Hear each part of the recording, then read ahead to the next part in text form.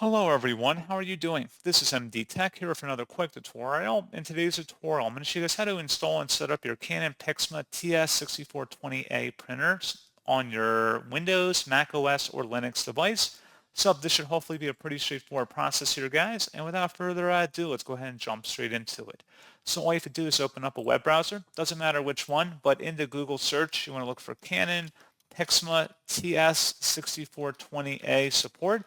Go ahead and search for that. Best results should say PIXMA TS6420a Canon support. Go ahead and open that up. And then you can just scroll down here underneath software and drivers.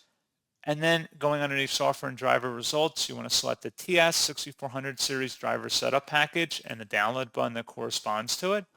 And then just go ahead and open up or run the installer. It should be a verified publisher, Canon Inc. Select yes, and you can close out of here.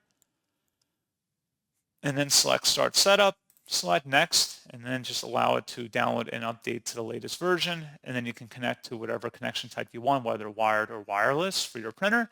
And that's all you have to do. So pretty straightforward process, guys. And as always, thank you for watching. I do hope that I was able to help you out, and I do look forward to catching you all in the next tutorial. Goodbye.